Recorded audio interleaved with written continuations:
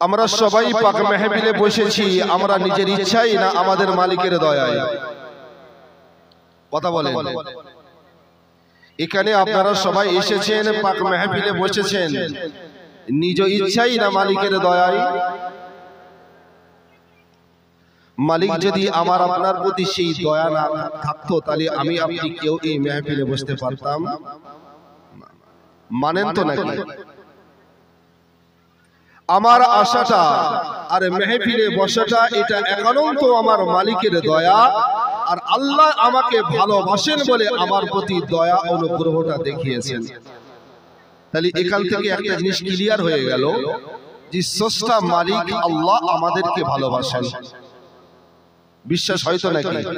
কিন্তু যখন আমরা বিপদে পড়ি, যখন আমাদের কোনো বিপদের সম্মুখীন হই, তখন এই ভালোবাসার কথাটা খেয়াল থাকে তো?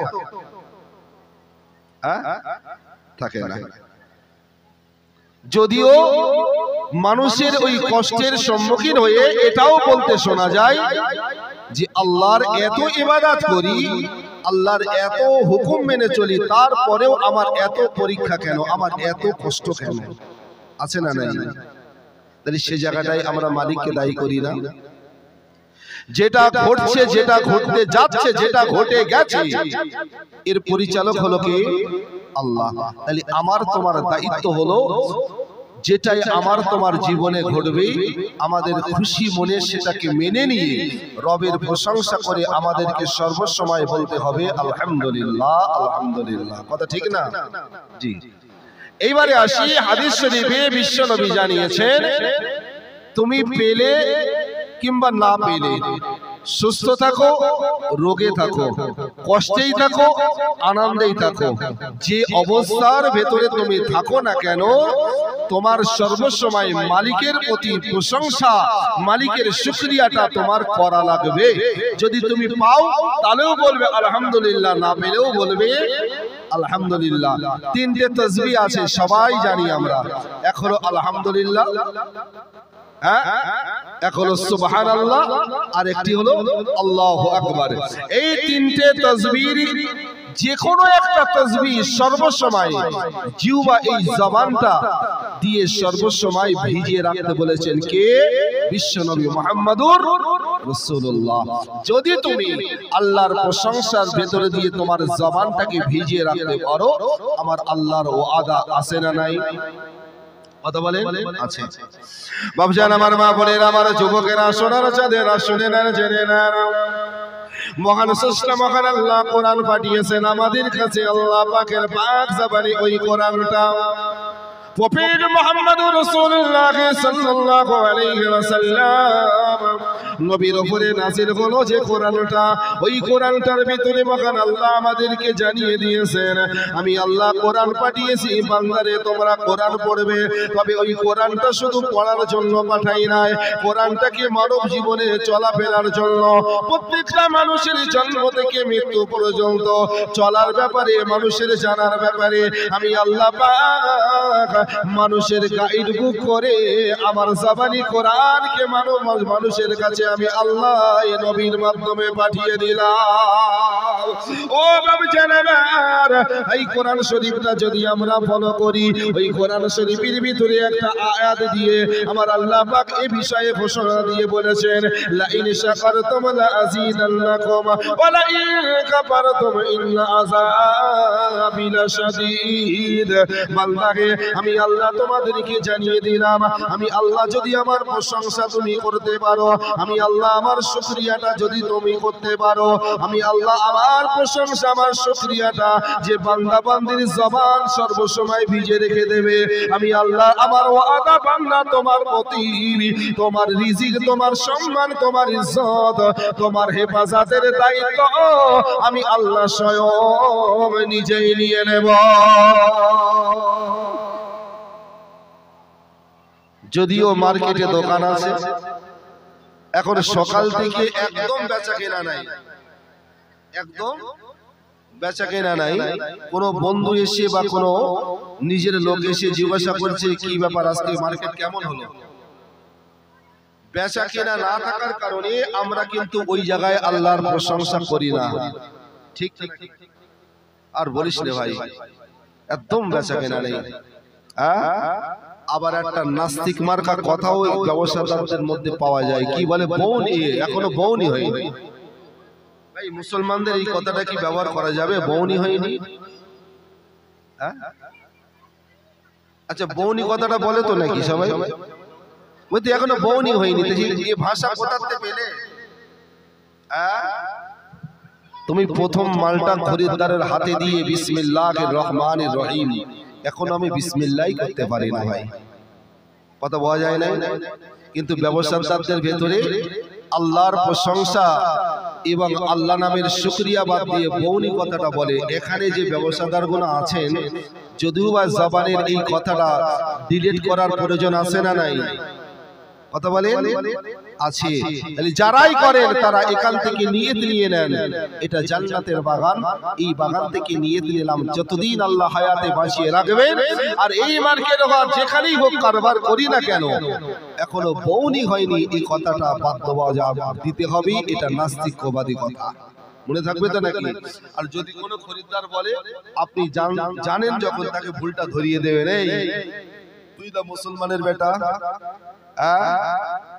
তোর রিজিকে দোকান খুলেছিস, এই রিজিকে বরকত আল্লাহ দেবে, তো আল্লাহর প্রতি তাওয়াক্কুল আছে? যদি থাকতো তাহলে ওই নাস্তিকের কথাটা বলতে না, কথা ঠিক না? আমার আল্লাহ বলেছেন বান্দাকে তোমরা শুকরিয়া করো, আমি আল্লাহ আমার প্রশংসা করবে, আমি আল্লাহ আমার। ও বান্দা কখন তোমরা প্রশংসা করো? তোমরা যখন কিছু পেয়ে যাও তখন প্রশংসা করো, যখন তোমাদের লাভ হয় তখন প্রশংসা করো, যখন নামাজের পাটিতে বসো তখন প্রশংসা করো। আমি আল্লাহ বলছি না রে বান্দা, আমি তোমাকে যখন দেব তখন তুমি প্রশংসা করবে না, না আমি যখন আল্লাহ তোমাকে দেব না তখন তোমার প্রশংসা করা লাগবে। আমি আল্লাহ বলেছি বান্দাকে তুমি যদি আমার প্রশংসা আমার শুকরিয়াটা করতে পারো, আমি আল্লাহ বলছি তোমার সম্মান ইজ্জত রিজিক আমি আল্লাহ এক কথায় তোমার হেফাজত আমি আল্লাহ নিজেই দায়িত্ব নেব। যদি আজকের দিনে যদি ঝড় বৃষ্টির কারণে যদি কোনো তুফান হয়, যদি ঘরবাড়িও ভেঙে যায়, তুমি যদি আমি আল্লাহ আমার প্রতি তাওয়াক্কুল থাকে, আমি আল্লাহ আমার প্রশংসাটা যদি তোমার ভেতরে থাকে, এই এলাকায় ঝড় তুফান বজ্রতে সব বাড়িঘর ভেঙে গেলেও আমি আল্লাহ তোমার প্রশংসায় আমি আল্লাহ আমার ওয়াদা ছিল তুমি সকাল বিকেল আমার প্রশংসা করো বলে সবার ঘর বাড়ি ভাঙলে ও বান্দা তোমার বাড়িটা ভাঙবে না, কেননা আমি আল্লাহ তোমাকে হেফাজত করব। বিনিময়ে কি? শুধু আল্লাহর প্রশংসা, তাই না?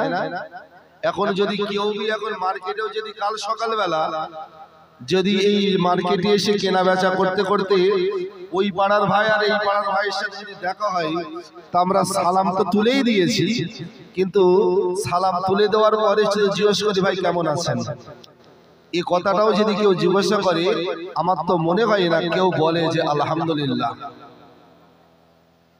তারা কি বলে? আর বলিস না ভাই, একদম কাজ কাম নেই, কদিন বাড়িতে বসে আছি, কত দুঃখ কত কষ্টের কথাটা বন্ধুর কাছে শেয়ার করে কি করে না? ইমানদার যদি হয় মুসলমান, তোমার জবানে একটাই মাত্র শব্দ হবে, প্রথমে আলহামদুলিল্লাহ, তারপরেই কথা হবে যে ভাই কয়েকদিন বসে আছি। আগে প্রশংসা করতে হবে কার? আল্লাহর। তাহলে যে তুমি 3 দিন যে বসে আছো, প্রশংসা করার পরই আল্লাহ তারপরে আর বসিয়ে রাখবে? কথা বলে না। আজকে আমাদের জবান দিয়ে সব আল্লাহর শুকরিয়া উঠে গেছে, অথচ ওই কোরআনে আমার আল্লাহ পরিষ্কার জানিয়েছে তোমরা প্রশংসা করো খাবার আগে, শুতে গিয়ে, ব্যবসায় কারবারে, উঠতে বসতে, পেলে না পেলে, রোগে শোকে, সর্ব অবস্থায় আমার প্রশংসাটা তোমাদের বেশি বেশি করা লাগবে। কথা বোঝা যায়? আল্লাহর একজন পয়গম্বর নাম হলো নূহ আলাইহিস সালাম, যে নবী আল্লাহর কাছে দোয়া চেয়েছিলেন, আল্লাহ আমি তোমার পয়গম্বর নূহ 950 বছর ধরে কওমের মানুষদেরকে কলেমার দাওয়াত দিয়ে গেছি, আল্লাহ এর ভেতর দিয়ে 40 জোড়া মানুষ শুধু কলেমা পড়ে আমি হেদায়েত হয়েছে, আল্লাহ বাকিরা তো হেদায়েত হয় না, বরঞ্চ আমি নবী আমার উপরে হাজার জুলুম করে যারা ঈমান এনেছে তাদের উপরে প্রহার করে, আল্লাহ এই কম থেকে মানুষদেরকে বিচার তুমি করো আল্লাহ, এদের অচিরেই ধ্বংস করে দাও। দোয়াটা কে চেয়েছেন?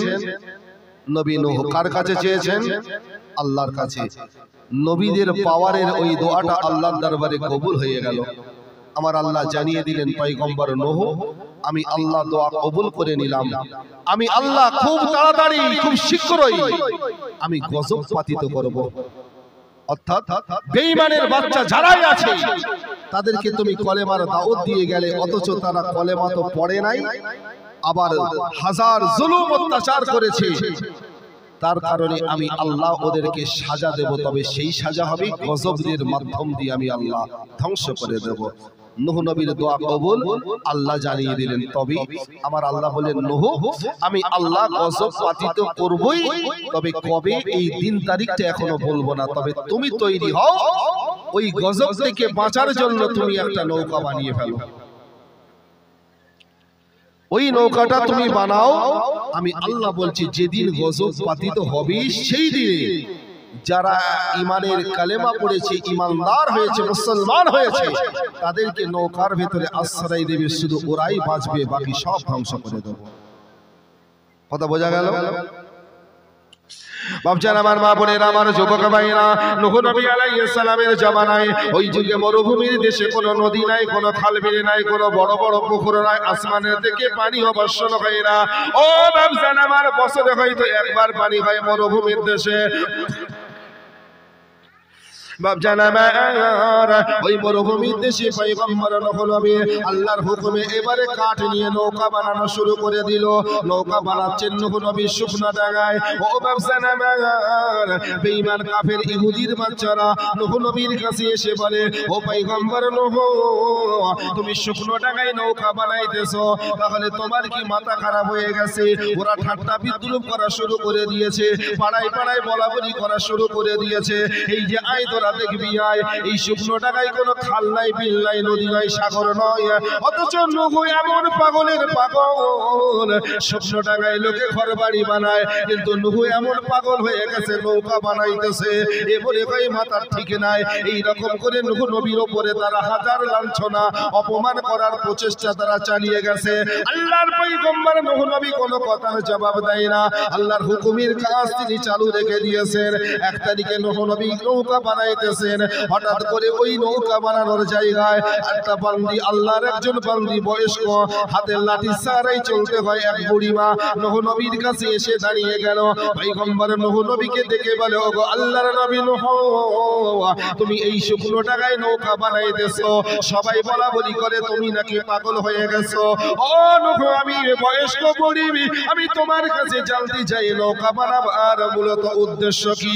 নূহ নবী বলেছিলেন, বুড়িমা তুমি হয়তো জানো না, তবে আমি তোমাকে বলতেছি বুড়িমা, আল্লাহ পাক রব্বুল আলামিন, আল্লাহ দুনিয়ার জমিনে গজব পাতিত করবে।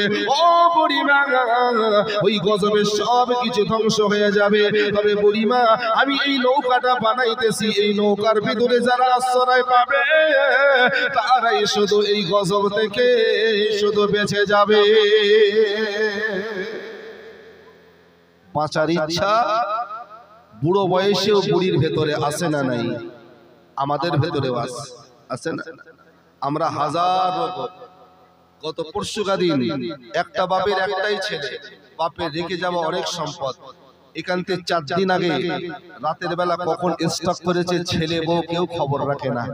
দেখতে একটু সময় লেগে গেছে, তখন আব্বার গাল দিয়ে গেজা বেরিয়ে গেছে।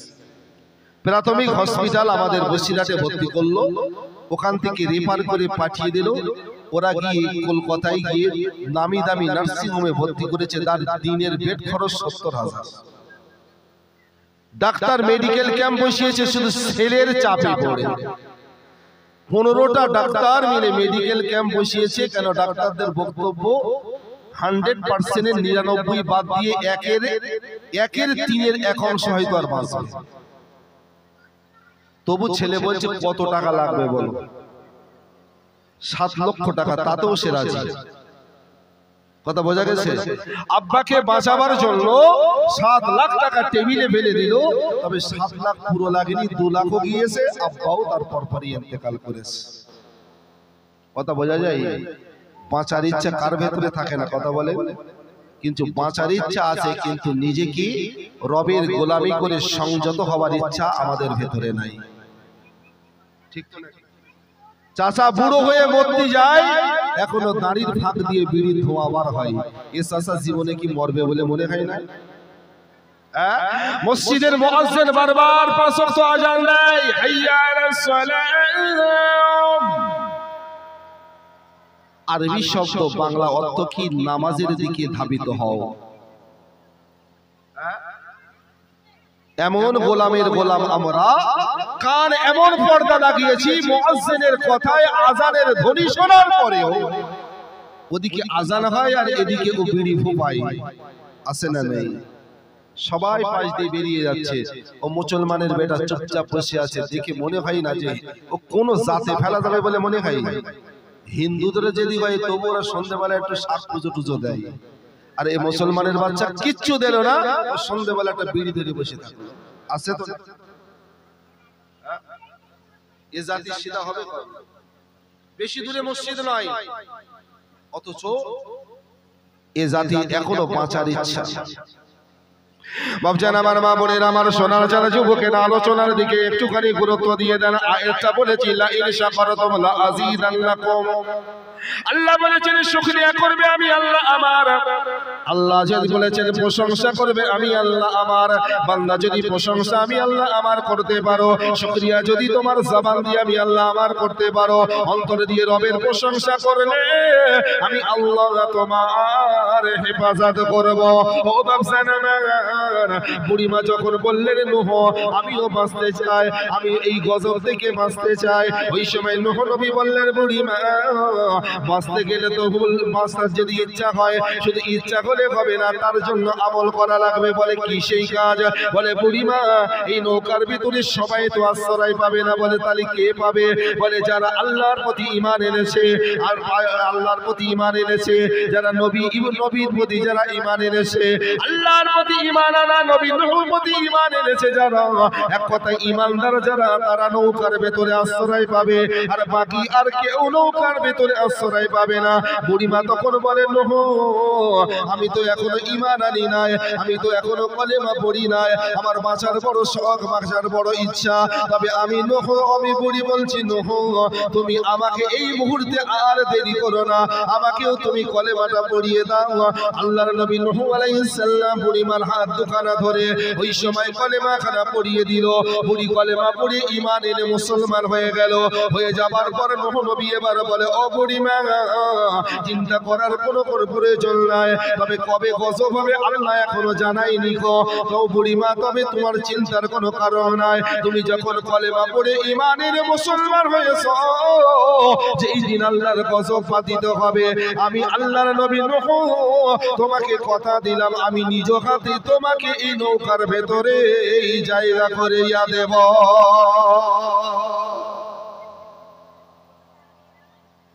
বুড়িমাকে কথা দিয়ে আশ্বাস দিলেন। কথা বোঝা গেল? তাহলে বুড়ির তো একটু খুশি হওয়া উচিত তো নাকি? হ্যাঁ, যেখানে গজব হয়ে সব ধ্বংস হয়ে যাবে সেখানে আমি বুড়ি বাঁচবো, নূহ আমাকে কথা দিয়েছে, বুড়ির তো একটু খুশি হওয়া উচিত তো নাকি? হ্যাঁ, যেখানে বাঁচা আর মরার একটা বিষয়।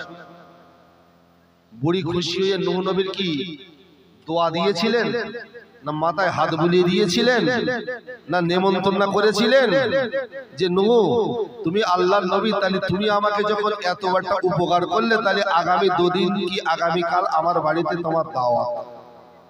হ্যাঁ, এগুলোর কিচ্ছু করে নাই। বুড়ি ওখানে অন্তর দিয়ে উচ্চ আওয়াজ দিয়ে পয়গম্বর নূহ নবীকে সাক্ষ্য রেখে একটাই শব্দ ব্যবহার করেছিলেন, আলহামদুলিল্লাহ। সুবহানাল্লাহ বলবেন না? এখন নূহ নবী তো নৌকায় তুলে জায়গা করে দেবেন প্রতিশ্রুতি দিয়েছেন, তাহলে প্রশংসা এখানে নূহ নবী পাবে না আল্লাহ পাবে? আমাদের হলে কি করতাম বলেন? আমি তো এই গ্রামের বাইরের একজন বক্তা, এখন সাপোজ ধরে নেন আমার এই বাবাজি আমার সামনে বসে আছে, এখন সবাই জলসা শুনছে আমার দিক থেকে, কিন্তু ভাইয়ের জন্য একটা চেহারার মধ্যে চিন্তার ভাস আমি দেখতে পাচ্ছি। আমি কিন্তু দেখতে পাচ্ছি বলে আমি স্টেজ থেকে সপোজ আমি নেমে ওনাকে ডাকলাম, ভাই কি ব্যাপার? সবাই জলসা শুনছি, সবার চেহারা দেখে একরকম বুঝতে পারছি, কিন্তু আপনার চেহারা দেখে যেন একটা চিন্তার ভাস যেন বুঝতে পারছি। কি হয়েছে? কি বলছে, হুজুর কি আর হবে, জলসা শুনতে এসেছি, তবে একটাই টেনশন, আগামী কাল বাদ পরশু মেয়ের বিয়ে। ছেলের পক্ষ কোনো কিছু দাবি করেনি, শুধু বলেছে 100 লোক আসবে, এদেরকে একটু ভালো করে মেহমানদারি করবে। আমার কাছে 100 টাকা নেই যে কাল বাদ পরশু মেয়ের বিয়ে দেবো, ওদের 100 কি খেতে দেবো, এই টেনশনে আমার মাথা খারাপ। জলসা আমি শুনছি, ভাই কন্যাদায়ী গ্রস্ত বাপ আমার সাথে ধরো বললো, আমি তখন ওনার গায়ে হাত বুলিয়ে বললাম, এত টেনশন করবেন, আপনি তো কন্যাদায়ী পিতা, তাই না? আল্লাহ অর্থ আমারও দিয়েছে, এই মুহূর্তে আপনার দিয়েছিল, এখন আপাতত নাই। শোনেন, আপনি কাল বাদ পরশু মেয়ের বিয়েতে 16 আনা মেহমানদারি রাখবেন, আমি বাইরের বক্তা হলেও ঠিক আছে, আমি তোমাকে সব অ্যারেঞ্জমেন্ট করে যাচ্ছি বিনা টেনশন। কথা দিয়ে গেলাম, টাকা দিয়ে গেলাম, ইনি ফ্রি হয়ে গেল। বাড়িতে গিয়ে ওনার স্ত্রী ওনার বিবিকে নিয়ে বিষয়টা যখন বললেন, ওনার মা ওনাকে বলছে যে মনা, হুজুরটারে তো দাওয়াত করতে হবে, আমার এই গ্রামের এত মানুষ থাকতে একটা বাইরের মানুষ তোর এই অদিনে তোর এমন উপকার করলো। আচ্ছা বলেন, এই মানুষটা জীবন দশায় যতদিন বাঁচবে আমারে ভুলতে পারবে বলে মনে হয়? কথা বলে, কোনদিন ভুলতে পারবে না। শুধু একটাই দোয়া দেবে, উনি দেবে, ওনার স্ত্রী দেবে, ওনার পরিবার দেবে, ওনার মা দেবে, ওনার বাপ দেবে। অথচ কেন দিচ্ছে? আমি জাস্ট একটু উপকার করেছি, কি ওর ওই অদিনে একটু অত্যাধিকতার সাপোর্ট করেছি। কথা ঠিক না? তাহলে উনি ওই টাকাটা নিয়ে বললো, হুজুর সত্যি আপনি যা আমার এই উপকারটা করলেন, আল্লাহ আপনাকে বড় করুক। ওনার মা দোয়া দিচ্ছে, আল্লাহ ওনাকে বড় করুক। ওনার স্ত্রী বলছে, হুজুরকে আরো বড় আলেম করুক। সবাই আমার জন্য দোয়া করেছে, কিন্তু কথাটা সত্যি করে স্বীকার করেন তো, উনি টাকাটা হাতে নেওয়ার পরে তাহলে উনি আমার প্রশংসা করছে, কিন্তু প্রশংসাটা অরিজিনাল পাবে কে? কিন্তু আল্লাহর কথা খেয়াল থাকে আমাদের। তাহলে এই বুড়িটা থাকলো কিভাবে? এ তো নূহ নবী বাঁচা মরার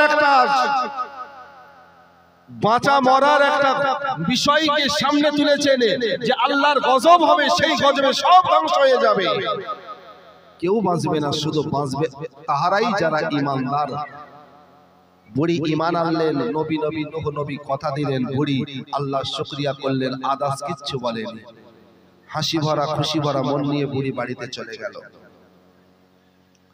বাপজান, আমার মা বোনের, আমার যুবকেরা শুনে নাও, জেনে নাও, ও আমার পর্দার মায়েরা শোনো, আজকে আমাদের জবানে অনেক কিছু ভাষা আছে, কিন্তু 3টে তাসবিহ একটা তাসবিহ আমাদের নাই।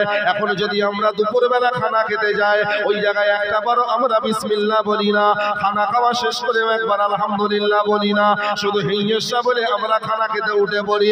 রাত যখন এসে যাবে আমরা বালিশে মাথা লাগিয়ে ঘুমিয়ে পড়ি, ওই জায়গায় রবিরও প্রশংসাও তো আমরা করতে পারি না।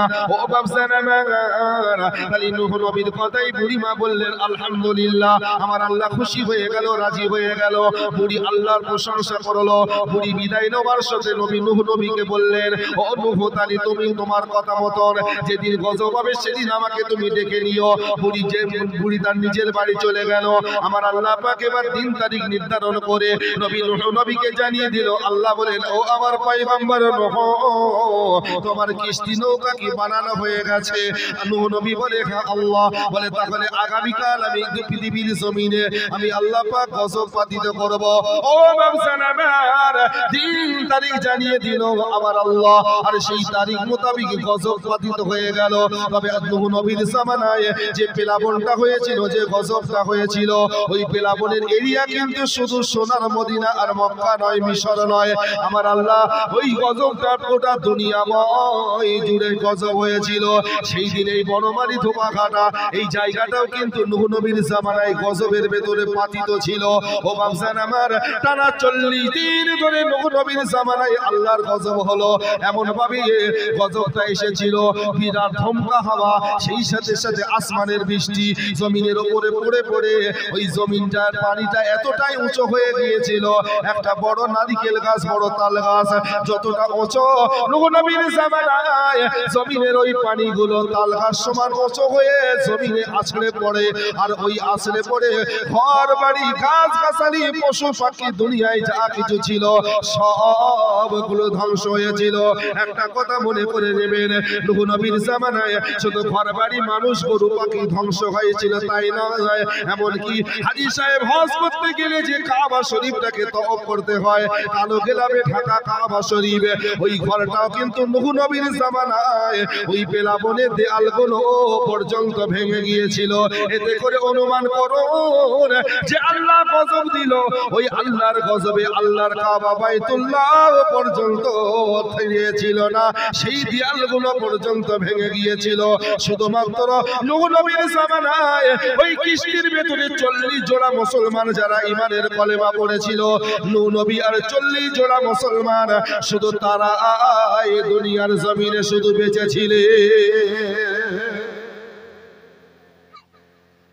টানা 40 দিন। ও আজ শুধু শোনা নয়, নিজে নিজে ভাবুন, যে আল্লাহ গজব দিচ্ছেন সেই আল্লাহর ঘর কাবা বাইতুল্লাহ, তার দেয়ালটা পর্যন্ত ভেঙে গিয়ে শুধু কাবা শরীফের যে বডি ফিক্সার যে এরিয়াটা ওইটা ছিল, পুনর্নির্মাণ আবার হলো। জাতির পিতা ইব্রাহিম আলাইহিস সালাম আসার পরে ওই কাবা শরীফ আবার পুনর্নির্মাণ হলো। কথা বোঝা গেছে? কিন্তু ওর যে ভিতটা ছিল বাকি দেয়াল ভেঙে গিয়েছিল। এবার অনুমান করতে হবে যে না জানি কত বড় গজব ছিল, 40টা দিন ধরে টানা বৃষ্টি, টানা ঝড়, তুফান, বজ্রপাত। তবে এইবারে 40 দিন পরে আমার আল্লাহ নূহ নবীকে জানিয়ে দিলেন, আমার পয়গম্বর নূহ, আমি আল্লাহ গজব এবার আমি আল্লাহ তুলে নেব, তবে তোমরা এখন কোথায় অনুমান করো। আমি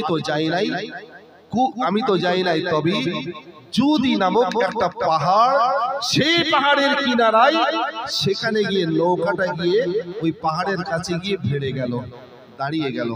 এবার অনুমান করুন পৃথিবীর জমিন থেকে পানিটা দাঁড়িয়ে কত উঁচুই ছিল। নৌকাটাকে মাথায় করে কি পাহাড়ে নিয়ে গিয়েছিল? না, ভাসতে ভাসতে গিয়েছে। তাহলে কতটা উঁচু ছিল পানির ঢেউটা, গোটা পৃথিবীময় জুড়ে সেই গজবে ফেলেছিল। সেই দিন আপনাদের এই ধোয়াঘাটা, এই মাঠ বলুন, এই মার্কেট বলুন, সেদিন কিন্তু ওই গজবের কবলে পড়ে গিয়েছিল। দুনিয়ায় কোনো জায়গা বাকি ছিল না, শুধু ওই 40 জোড়া মানুষ ওই নৌকার ভেতরে আশ্রয় পেয়েছিল, তারাই। বাপজান আমার, সোনার চাঁদ যুবকেরা, 40 দিন পরে এবার যখন গজব আস্তে আস্তে যখন নির্মূল হয়ে যায়, ওই পানিগুলো যে যার মতন যে যার জায়গায় বেরিয়ে গেল, জমিনটা এবার দেখা গেল। নূহ নবী ওই পাহাড়ের কিনারায় তাকিয়ে দাঁড়িয়ে দেখে গোটা দুনিয়াটা একটা ময়দান আর ময়দান, গাছগাছালি নয়, ঘর বাড়ি নয়, শুধু একটা ময়দান হয়ে আছে। যেদিকে তাকাই সেদিকেই ময়দান, যেদিকে তাকাই সেদিকেই ময়দান। ও বাপজান আমার, আল্লাহর কাবা বাইতুল্লাহ ঘরটা পর্যন্ত ভেঙে গেছে। নূহ নবী এবং ওই 40 জোড়া মুসলমান পাহাড়ের কিনারায়। এমন সময়তে আমার আল্লাহ বলে, নূহ, তালি গজব আমি আল্লাহ তুলে নেব। ও আল্লাহ বলে, নূহ, তাহলে এবার বলো গজবের পরে আমার দুনিয়া নামক জগৎটার পরিস্থিতি কেমন? নূহ নবী বলে, আল্লাহ, দুনিয়ায় আর কিছু নাই, কিছু অবশিষ্ট নয়, ঘর বাড়ি গাছপালা বৃক্ষ তরুলতা সব ধ্বংস হয়ে গেছে। আল্লাহ এমনকি আপনার কাবা বাইতুল্লাহর দেয়ালটাও পর্যন্ত ভেঙে গেছে। আমার আল্লাহ বলে, নূহ, ওই নৌকার ভেতরে যারা আশ্রয় নিয়েছিল তাদের খবরটা আমাকে একটু বলো। ও বাপজান আমার, নূহ নবী বলে, আল্লাহ, ওই নৌকার ভিতরে যারা ঈমানদার আশ্রয় পেয়েছিল আল্লাহ তারাই শুধু অবশিষ্ট বেঁচে আছে। যেই না বলেছেন আমার আল্লাহ সঙ্গে সঙ্গে বলছেন, নূহ, যদি নৌকায় ঈমানদাররা আশ্রয় পেয়ে যদি বেঁচে থাকে তাহলে নূহ ওই বুড়িটার খবর কি? যে বুড়িটা তুমি যখন কিস্তি বানাইতেছিলে তোমার কাছে এসে হাতে হাত দিয়ে বায়াত হলো, ঈমান আনলো, কলেমা পড়লো, তুমি তো তাকে কথা দিয়েছিলে। তাহলে 40 জোড়া মুসলমান যে নৌকার ভেতরে আছে তার মধ্যে কি বুড়িটা আছে? নূহ নবী তখনই খেয়াল করেছে বুড়ির কথা। 40 দিন পরে আদতেও ওই নৌকার মধ্যে বুড়িটা নাই। নূহ নবী তাকে হাতে করে তোলেনি, কিন্তু নূহ নবী কথা দিয়েছিল, প্রতিশ্রুতি দিয়েছিল। ভাই, ওয়াদা প্রতিশ্রুতি আল্লাহকে সাক্ষ্য রেখেই তো আমরা করি তো নাকি? জলসা হয় মসজিদের উন্নয়নে, জলসা হয় মাদ্রাসার উন্নতি প্রকল্পে, জলসা হয় কবরস্থানের রোগের মাগফিরাতে উন্নতি প্রকল্পে। ভাই, ওই জায়গায় হুজুরিরা কালেকশন করি, আমরা আল্লাহকে সাক্ষ্য রেখে হাত তুলে বলি আগামী বছর 10 বস্তা সিমেন্ট দেব, 10 বস্তা চাল দেব। আমরা প্রতিশ্রুতি করি কি করি না? এখন কমিটি সাহেব মনে করছে এই বছরে মসজিদে জলসা দিয়ে আমরা যে কালেকশনের ওয়াদা পেয়েছি আমরা কাজে একটু হাত দিই। কথা বলা যায়নি, পকেটে এখনো কমিটির টাকা আসেনি, কিন্তু ওয়াদার খাতা দেখে মনে করছে কাজে লাগলে ইনশাল্লাহ। কিন্তু ভাই, কমিটিদের জুতোর তলাক হয়ে যায়, কিন্তু কিছু কিছু ওয়াদা আছে এমন কৃপণ, ওয়াদা করেও পকেটে টাকা থাকার পরেও দেয় না, লাস্টে কমিটির সেক্রেটারি সভাপতি জুতোর পায়াক হয়ে যায়। কথা ঠিক না? আপনি ওয়াদা করেছেন আল্লাহকে সাক্ষ্য রেখে, আপনার বাড়ি খাওয়া হচ্ছে, বিলাসিতা জীবন যাপন সব চলছে, তাহলে কে বলেছিল আল্লাহকে সাক্ষ্য রেখে ওয়াদা করতে? আপনার সামর্থ্য অনুযায়ী ওয়াদা করুন, যতটা পারবো কথা তার উপরে ওয়াদা করুন, দেবার মতন ক্ষমতার উপরে ওয়াদা করুন। কেননা আমার আল্লাহ ওয়াদা করনে ওয়ালাকে যেমন ভালোবাসেন, ওয়াদা খেলাপকারীকেও তার চেয়েও আমার আল্লাহ বেশি, আল্লাহ তার প্রতি বেশি ঘৃণা করেন। কথা বলা যায়নি? যেমন সন্তান পেটে স্ত্রীর গর্ভে, তুমি আল্লাহকে বলেছো আল্লাহ আমার সন্তান দুনিয়ার জমিনে আসবে, আল্লাহ আসার ব্যবস্থা করে দাও, সন্তানের মুখও দেখবো, আল্লাহ তোমার ঘর মসজিদে আমি 500 টাকা দেব। সন্তান হয়ে গেছে, সন্তান নিয়ে চলছো, অথচ 500 টাকার কথা তুমি ভুলে গেছো। জেনে রেখে দেই, আমার আল্লাহ ওই সন্তানকে তুমি আর কিন্তু পরবর্তীতে তুমি আর কিন্তু বাঁচাতে পারবে না। কথা বলা যায়নি? আল্লাহ বলে বান্দা আমি তো সব সময় ওয়াদা আল্লাহ আমার প্রতি তাওয়াক্কুল রেখে করো, আমি ওয়াদা করনেওয়ালাকে ভালোবাসি, তার মনের ইচ্ছা পূরণ করব, কিন্তু তোমার যখন সুবিধা আসবে তুমি যেন কথা অনুযায়ী ওয়াদা অনুযায়ী সেটা পালন করে দিও। নূহ নবী তো ওয়াদা করেছিল, ভুলে গেছে। আমার আল্লাহ বলছে নবী নও, তুমি নবী হতে পারো, কিন্তু ওয়াদা খেলাপ করেছো, আমি আল্লাহ বরদাস্ত করব। অর্থাৎ দুনিয়ায় সব যদি ধ্বংস হয়ে যায়, কিচ্ছু যদি না দেখা যায়, বাড়ি ঘর কি শুধু ময়দান আর ময়দান, এখন তোমাকে খোঁজ নিয়ে আসতে হবে সেই বুড়িটা বেঁচে আছে না মরে গেছে। আচ্ছা বলেন, আমার আল্লাহ কি জানে বুড়ি বেঁচে আছে কি মরে আছে?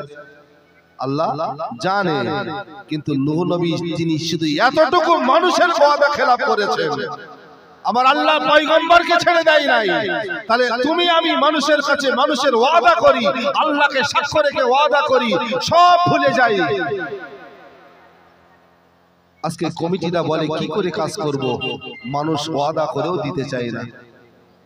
তাহলে আমাদের অবস্থাটা কি হবে ভাই?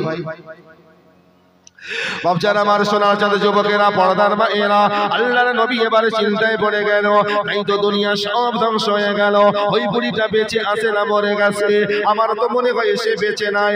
এই গজবে 40 দিন টানা বৃষ্টি হলো, ঝড় তুফান হলো, বজ্রপাত হলো, তাহলে ঘর বাড়ি কিছুই তো আর অবশিষ্ট নয়, এমনকি আল্লাহর কাবা বাইতুল্লাহর দেয়াল ভেঙে গেছে।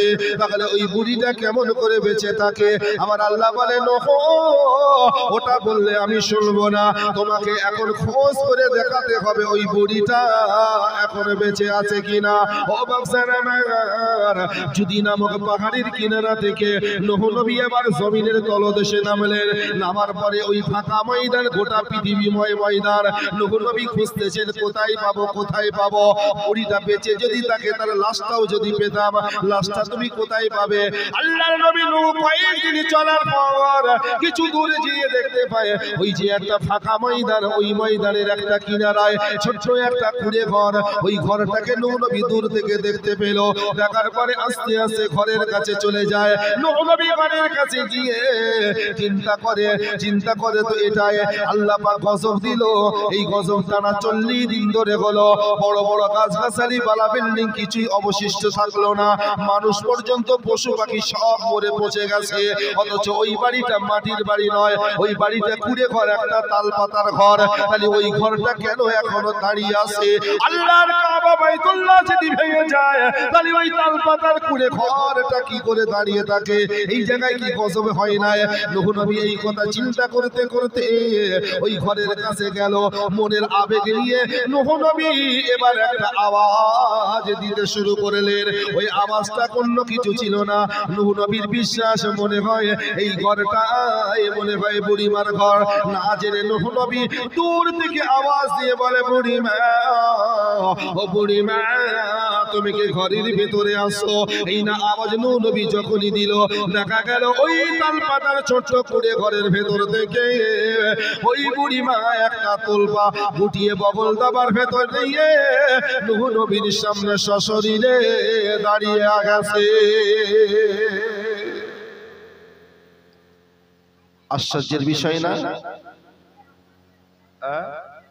ছোট্ট একটা খুঁটির উপরে দাঁড়িয়ে থাকা তাল পাতার ঘর, সেই 40 দিনের গজবে সব ধ্বংস হলো, অথচ ঘরটা ধ্বংস হয় না। বুড়ি বেরিয়েই নূহ নবীকে বলছে, কারণ নূহ নবী বুড়িমাকে সশরীরে দেখে হতভম্ব হয়ে চুপচাপ দাঁড়িয়ে আছে, কথা বলা বন্ধ। বুড়িটা এখনো বলছে, ও নবী নূহ, কি ব্যাপার?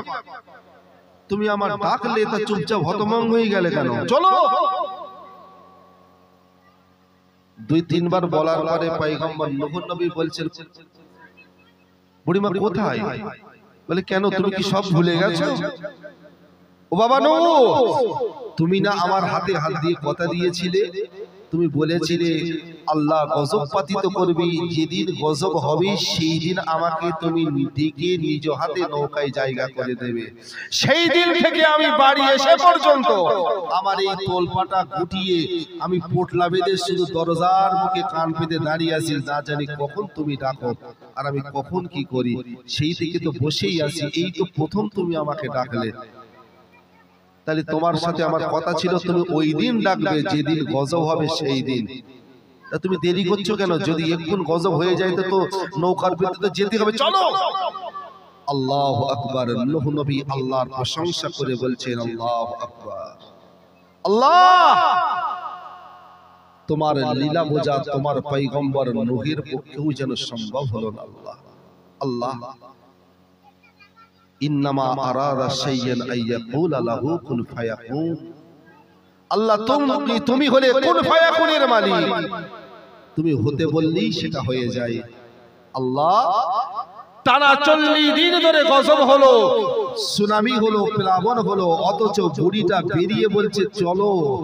সে খবরই রাখে না, সম্পূর্ণ বেখবর। 40 দিন ধরে যে গজব হয়েই গেছে এ সম্বন্ধে জানেও না। সুবহানাল্লাহ বলবেন না? নূহ নবী ওই সময় বুড়িমার হাতখানা ধরে বলে, বুড়িমা, তুমি যেতে বলছো, কোথায় যাব? বলে, কেন না আল্লাহর গজব হবে বলে, সে তো হয়েই গেছে। নূহ নবীর কথাই বুড়িমা বলে, কবে হলো, কখন হলো? আল্লাহর নবী নূহ বলে, ও বুড়িমা, এখান থেকে 40 দিন আগে সেই গজব দুনিয়াময় জুড়ে পাতিত হয়েছে। বুড়ি তখন বলে, ও আল্লাহর নবী নূহ, কেমন করে হলো এ বিষয়ে তো আমি কোনো খবরই রাখি না। তোমার কাছ থেকে আমি ওয়াদা নিয়ে বাড়িতে আসার পরে আমি সেই দিন থেকে শুধু ওই গজবের অপেক্ষায় ছিলাম। বলে বুড়িমা, গজব হয়ে গেছে, তুমি কি কিছুই জানো না? বলে বিশ্বাস করো নবী নূহ, আমি যদি জানতাম তাহলে তোমাকে তো বলতাম না। আল্লাহর নবী এবারে জমিনে সিজদা লাগাইয়া আল্লাহর কাছে কান্না করে আর বলে, রব্বুল আলামিন, আল্লাহ গো, তোমার এই বান্দির ভিতরে কি এমন আমল আছে আল্লাহ, তোমার নবী হবার পরেও আমি যেটা বুঝলাম না। আল্লাহ, এত বড় গজব হলো, সব কিছু ধ্বংস হয়ে গেল, অথচ বুড়িমা এখনো বেঁচে আছে। আল্লাহ, তার ছোট্ট কুড়ে ঘরটা এখনো দাঁড়িয়ে আছে। আল্লাহ, কি এমন আমল আছে, কি এমন আমলের পাওয়ার আছে আল্লাহ, যেখানে তোমার কাবা বাইতুল্লাহর দেয়াল ভেঙে গেল, সেখানে বুড়িমার ঘরটা এখনো জমিনের উপরে এই খাড়া ওড়ে দাঁড়িয়ে আছে। ও আমার বাবা জানে না, নূহ নবী এমন করে আল্লাহর কাছে যখন জানতে চায়, সঙ্গে সঙ্গে বুড়িমাটা নূহ নবী গায়ে হাত দিয়ে বলে, বাবা নূহ, তুমি মালিকের কাছে জানতে চাইছো, তবে শোনো শোনো শোনো, আমার ভিতরে কি এমন আমল আছে, আমার ভিতরে এমন কোন দামি আমল আছে কিনা জানি না, কেননা তোমার হাত দিয়ে কলেমা পড়ে ওই দিনে তো ঈমান এনেছি, ওই দিনে থেকে মুসলমান হয়েছি। তবে নূহ, আমার মনে হয় তুমি আমাকে নৌকায় ওঠাবার প্রতিশ্রুতি যখন দিয়েছিলে, বলো তো নবী, ওই সময় প্রশংসাটা, ওই সময় আমি আমিন বুড়ি কার করেছিলাম? নূহ নবী বলে, বুড়িমা, প্রশংসা তো তুমি মালিকের করেছিলে, আল্লাহর করেছিলে। বুড়িমা বলে, তাহলে যে আল্লাহর প্রশংসা আমি করেছিলাম, ওই আল্লাহ এত বড় গজব থেকে ওই শুকরিয়া করার বদৌলতে আমার আল্লাহ আমাকে হেফাজত করেছে। নারায়ে তাকবীর। ও বাবা, 40 দিন ধরে টানা গজব, সুনামি, সবকিছু হয়ে গেল, বুড়িটার ভেতরে রবের প্রশংসা ছিল, এতটাই ইমানি পাওয়ার। আল্লাহ বলছেন, লা ইন শাকারতুম লা আযীদান্নাকুম, বান্দা শুকরিয়া আমি আল্লাহ আমার করো যদি করতে পারো। আজকে বুড়িমাকে 40 দিনের গজবের থেকে সম্পূর্ণ বেখবর, খবরই রাখে না, অথচ বুড়ির দেয়ালের পাড় দিয়ে সুনামি বয়ে যাচ্ছে, খবরই রাখে না। আল্লাহ বলে, আমি হেফাজত করব। বান্দা ঠিক এমন করে সবকিছু ধ্বংস হয়ে যাবে তোমার ভেতর দিয়ে, জবান দিয়ে যদি 3টে তাসবিহ, একটা তাসবিহ যদি সব সময় পড়তে পারো। আছে না অনেক মানুষ, খেতে গেলে সুবহানাল্লাহ, কষ্ট হলে আল্লাহু আকবার, কথা বলে কি বলে না? আমাদের ভেতরে নামাজ আছে, মুখে দাড়ি আছে, নামাজ নিয়ে অহংকার করি, গর্ব করি, আমি বড় নামাজি, কিন্তু আমাদের সবচেয়ে বড় কষ্ট হলো কোথায়? আমাদের ভেতরে আমলিয়াতের অভাব। আজকে এই বাংলার জমিনে মুজাদ্দিদুজ্জামান, আমাদের শেরে তাজ, আমাদের পীর, আমাদের মুর্শিদ হুজুর, তিনি কি শুধু নামাজের বদৌলতে, রোজা রাখার কারণে কি আল্লাহর ওলি হয়েছেন? আজকে বসিরহাট থেকে এসেছি আমি, বসিরহাটের আল্লামা রুহুল আমিন হুজুর, তিনি কি শুধু নামাজ রোজা করে কি তিনি আল্লাহর ওলি হয়েছেন? নয়, নামাজ রোজা এটা হলো ডিউটি, এটাকে বলা হয় ইবাদত। আর আল্লাহ হাসিল করতে গেলে, আল্লাহ ওয়ালা হতে গেলে তোমার ভেতরে কিছু থাকতে হবে, আমলিয়াত। কথা ঠিক না? যদি আসরের পরে একটু তাসবিহ পড়তে বলি, মাহফিলের সময় নাই, ঠিক না বল? এত ব্যস্ত যে জুম্মার দিন 2 রাকাত পড়ি কি মরি, নিজের জুতোটা পড়েছি কি লোকেরটা পড়েছি, এই হুঁশ যে জাতির থাকে না, সে জাতি আল্লাহর প্রশংসা করবে বলে বিশ্বাস হয়? এই তোমাদের মসজিদ থেকে 2 রাকাতের পরে বেরিয়ে আসে, তারা কারা? তারা হিন্দু টিন্দু না ব্রাহ্মণ? এই যারা 2 রাকাত পড়ে বেরিয়ে আসেন, শুনে নেন, কোরআনে আমার আল্লাহ বলছেন, ফাওয়াইলুল লিল মুসাল্লিন আল্লাযীনা হুম আন সালাতিহিম সাহুন। বান্দা হে, ওই নামাজ তোমার মুখে ছুঁড়ে মেরে দেওয়া হবে কিয়ামতের ময়দানে, বাঁচাতে পারবে না। কথা বোঝা যায়? কি করতে যাও মসজিদে? চুরি করতে যাও। এই জাতির ভেতরে এর স্বভাব কোনোদিন যাবে না। এরা রবের প্রশংসা করবে, পেলেও করে না, খেলেও করে না। কথা ঠিক না ভুল? আমাদের ভেতরে প্রশংসা থাকবে কার? কথা বলেন, আল্লাহর নামটা জোরে আওয়াজ দিয়ে বলেন। আমাদের ভেতরে প্রশংসা থাকবে কার? আল্লাহ। আমাদের হায়াতের মালিক কে? বাপ বেটা মিলে বলেন, আরো জোরে বলেন। হায়াতের মালিক কে? মৌতের মালিক কে? রিজিকের মালিক কে? সম্মানের মালিক কে? নামাজ পড়বো কার জন্য? রোজা রাখবেন কার জন্য? হজ করবেন কার জন্য? দান করবেন কার জন্য? মা বাপের সেবা করবেন কার জন্য? জীবনে যেটাই করবেন খুশি করবেন শুধুমাত্র কার? তরিকা হবে কার? কথা বলেন। ইবাদত করব আল্লাহর, নিয়ম তরিকা হবে মুহাম্মাদুর,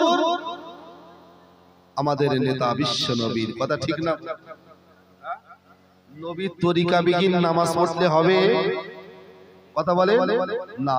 জীবনের সব কিছু হবে মালিকের জন্য, আমার আল্লাহর জন্য।